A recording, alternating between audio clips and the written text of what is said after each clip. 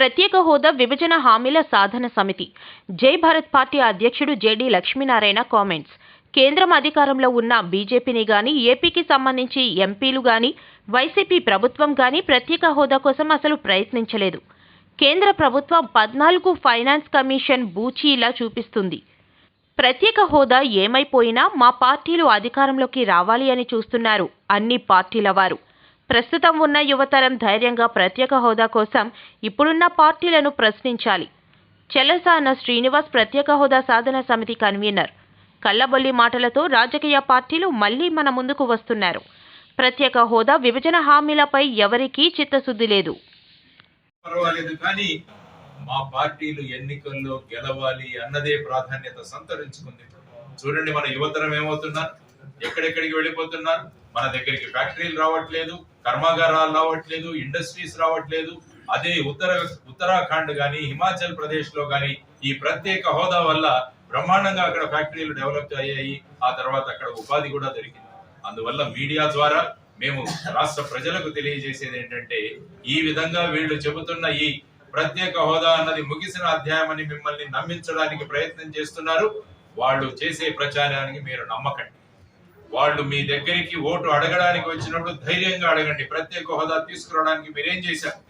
యువతరం ధైర్యంగా ప్రశ్నించండి. మీ యొక్క అసమర్థత వల్ల మేమందరం కూడా ఉద్యోగాలు లేకుండా నిరుద్యోగులుగా మిగిలిపోతుంటే మీరు మాకు నిరుద్యోగ భృతి ఇస్తామని ఎలక్షన్ ప్రామిసెస్ లో చెబుతున్నారు. సిగ్గుండాలి మీకు అని చెప్పి యువతరం అంతా కూడా ఈ పార్టీలను ప్రశ్నించాలి. కాబట్టి ఆ విధంగా ప్రశ్నించుకుంటూ దీన్ని ఒక ప్రజా ఉద్యమంగా మార్చి ప్రత్యేక హోదా ఖచ్చితంగా తీసుకువద్దామని చెప్పి మనమంతా నిర్ణయించుకున్న రోజున తమిళనాడులో జరిగిన జల్లికట్టు పోరాటం గాని, మూడు వ్యవసాయదారుల చట్టాలు ఏ విధంగా కేంద్రం వెనక్కి తీసుకోవాల్సి వచ్చిందో ఆ విధమైన ఉద్యమ స్ఫూర్తితో గనక మనం ముందుకు వెళ్ళగలిగితే ప్రత్యేక హోదా విభజన హామీలు ఖచ్చితంగా మనం సాధించుకోగలమని మా సాధన సమితి యొక్క ప్రగాఢమైన విశ్వాసం. ఆ విశ్వాసంతో ఈ ఉద్యమాన్ని ఇంకా ఉధృతం చేస్తూ ప్రజల్లోకి వెళతామని తెలియజేయడానికి ఈ రోజు ఈ ప్రెస్ కాన్ఫరెన్స్ ఏర్పాటు చేయడం జరిగింది. అందువల్ల మీ అందరికీ నేను చేస్తున్న విన్నపం ఏంటంటే, దీన్ని వివరంగా ప్రజలకు తెలియజేయండి. ఈ పార్టీలు ఏ విధంగా వాళ్ళ స్వప్రయోజనాల కోసం రాష్ట్ర ప్రయోజనాలను పక్కన పెట్టారో అదన్నీ కనుక మీరు చెప్పగలిగితే, మనమంతా కలిసి పోరాడగలిగితే ప్రత్యేక హోదా మరియు విభజన హామీలు మనం సాధించుకుంటామన్న విశ్వాసంతో మనమంతా కలిసి ముందుకు వెళదామని మీకు తెలియజేసుకుంటున్నాను. నమస్కారం. జై భారత్.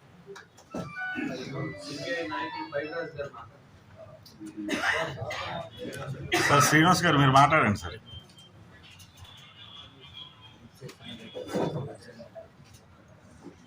అందరికీ నమస్కారం. విశాఖపట్నం పాత్రికేయులను తలుచుకుంటే మళ్ళీ ఆత్మీయులు కలుసుకున్నట్టు ఉంటుంది. నిజంగా చెప్తున్నాను. మిగతా రాష్ట్రంలో 26 జిల్లాల్లో మీటింగ్ పెడతాను. వాళ్ళు ఏమనుకుంటే నాకు ఇబ్బంది లేదు. ఇక్కడ కానీ సత్యమైంది అది. పెద్దలు సాధన సమితి జిల్లా బాధ్యులు బైటరాజు గారు, శాస్త్రి గారు, ఉపాధ్యక్షులు అప్పలనాయుడు గారు, ప్రధాన కార్యదర్శి వేడి లక్ష్మణ్ గారు, అలాగే జగ్గునాయుడు గారు, సిఆర్ రమేష్ గారు, సురేష్ బాబు గారు అందరూ ఉన్నారు. వారందరూ చెప్పేది ఒకటే, దయచేసి యువతరం గుర్తుంచుకోండి. మళ్ళీ కళ్ళబొల్లి కబుర్లతో కొంతమంది వస్తూ ఉన్నారు. దయచేసి అలాంటి మాటలు నమ్మొద్దండి. ఢిల్లీలో నేను ఒకటే బాధతో చెప్తున్నాను, ఢిల్లీలో వెళ్ళి 4 రోజులు ఉన్న తర్వాత మేము వందలాది మంది ధర్నాలు చేశాం. అంతేకాకుండా గవర్నర్ గారు మాకు అపాయింట్మెంట్ ఇచ్చారు. ఆ రోజు సాయంత్రం 6 గంటలకి. ప్రజలందరూ ఆలోచించాలి. అపాయింట్మెంట్ ఇస్తే అక్కడ అందులో పెద్దలు ఉన్నారు, అందరూ అనేక మంది ఉన్నారు. చలి చాలా భయంకరంగా ఉంది. 8 డిగ్రీలు 9 డిగ్రీలో చూస్తున్నారు మీరు. వెళితే మమ్మల్ని అందరినీ ముఖ్యమైన నాయకులు, సిపిఐ రాష్ట్ర నాయకులు, కార్యదర్శి రామకృష్ణ గారు, సిపిఎం శ్రీనివాసరావు గారు కార్యదర్శి, అలాగే లక్ష్మీనారాయణ గారు మమ్మల్ని లోపల పిలిచి దాదాపు 2-3 గంటలు అయిపోయిన తర్వాత ఇప్పుడు రేపు పొద్దున్న పిలుస్తాం అపాయింట్మెంట్ అని చెప్పారు. మేము రాష్ట్ర సమస్య గురించి వచ్చాము ఇక్కడికి అని చెప్పి అక్కడే బైఠాయించడం జరిగింది. అర్ధరాత్రి సరే ఇక్కడే కలుస్తామని చెప్పి బైఠాయిస్తే మరి ఎందుకని కేంద్రం నుంచి ఆదేశాలు వచ్చినా తెలీదు. అపాయింట్మెంట్ ఇచ్చిన తర్వాత అర్ధరాత్రి బయట అక్కడ 30-40 మంది చలిగాల్లో మన విశాఖ స్టీల్ ప్లాంట్ విద్యార్థులు, యువజన సంఘాలు, పెద్దలు, ప్రొఫెసర్స్ అందరూ వెయిట్ చేస్తా ఉన్నారు చలిగాల్లో బయట. ఆఖరికి లేట్ నైట్ అయిన తర్వాత గౌరవ గవర్నర్ గారు పిలిచి సారీ అని చెప్పారు. సరే బయట ఉన్నారు, లుంగిలు ఉన్నారు కాబట్టి అయినా అపాయింట్మెంట్ ఇచ్చారు, ధన్యవాదాలు చెప్తారు. కానీ వారి దురదృష్టం ఏంటంటే వారికి సరిగ్గా అసలు హోదా దేనికి, హోదాలో చనిపోయారు, ఆత్మత్యాగం చేశారనే విషయాలు కూడా తెలియదని అర్థమైంది. అలాగే విశాఖ ఉక్కు కోసం మొత్తం ఆంధ్రప్రదేశ్ తెలుగు జాతి మొత్తం యావత్తై ప్రాణ త్యాగాలతో సాధించుకున్న విషయం కూడా వారికి అవగాహన లేకపోవడం దురదృష్టకరం. కొత్తగా వచ్చి ఉండొచ్చు, అదంతా ఎక్స్ప్లెయిన్ చేస్తే చాలా సావధానంగా ఏం చేయగలిగింది కేంద్ర ప్రభుత్వానికి ఎంత యాంగ్విష్ ఉందని చెప్తారన్నారు. వారికి ధన్యవాదాలు చెప్తారు రాష్ట్ర గవర్నర్ గారికి. అలాగే కేంద్రంలో అక్కడ విశాఖ ఉక్కు కర్మాగారం 8వ తారీఖున జంతర్ మంతర్లో వందలాది మంది ధర్నా చేస్తే ఆంధ్రప్రదేశ్ మీడియాలో ఇంత ముక్క రాలేదండి.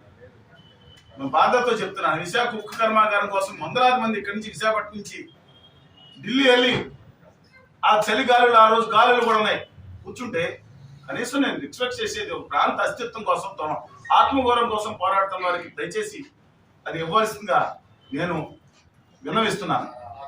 కమింగ్ బ్యాక్ టు హోదా విభజన హామీల విషయంలో మరి కాంగ్రెస్ పార్టీ అందరూ మేము ఆమోదించుకుని మాట్లాడుకున్న తర్వాతే 7, 8, 9 తారీఖుల్లో ఉద్యమాలను పెట్టిన తర్వాత అకస్మాత్తుగా కొత్తగా వచ్చిన గౌరవ అధ్యక్షురాలు ప్రీపోన్ చేసుకున్నారు.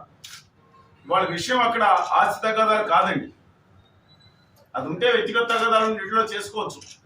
రాహుల్ గాంధీ గారు ఆ రోజు ఇచ్చిన మాట మేము చూసాం. ఆయన ఢిల్లీలో మా ఇద్దరం సభలో పాల్గొన్నాం. భారత్ జోడో యాత్రకి వెళ్ళిన ఆయన కళ్ళలో నిజాయితీ కనబడింది. వాళ్ళ తల్లి గారి ఆధ్వర్యంలో విభజన జరిగినప్పుడు విభజన జరిగిపోయింది, కానీ ఆంధ్రప్రదేశ్ అన్యాయం జరిగింది అనేది ఆయన కళ్ళల్లో నాకు కనబడింది. ఎస్, కాంగ్రెస్ పార్టీ ఆంధ్రప్రదేశ్ ఆ రోజు అన్యాయం చేసింది. ఏ చర్చ కన్నా నేను సిద్ధమే, ఏ బిల్లులో ఏముందో వాళ్ళు అన్నీ చెప్పండి, కానీ వాళ్ళు న్యాయం చేయాలని కనబడింది కాబట్టి ఆయన విశ్వసిస్తున్నామని భావించారు. ఉమ్మడి పోరాటం ద్వారానే సాధ్యం అవుతుంది. ఇది ఎన్నికల కోసం ఎత్తుకుని ఎన్నికల తర్వాత పడేసి వ్యక్తిగత వివాదాలకు వెళ్లే సమస్య కాదు. ఇది భావి తరాల సమస్య. ఇది భావి తరాల సమస్య. ఒక తరం ఇప్పుడుగా పోయిందండి, 10 సంవత్సరాలు అయింది. ఒక తరం ఇప్పుడుగా పోయింది. ఈ రాజకీయాలు ఆడుకోవడానికి, స్కోర్ సెటిల్ చేసుకోవడానికి కాదు. జెండా లేకుండా వాళ్ళ ఈ పార్టీలు వచ్చినాయి, జెండా పెట్టుకోలేదు.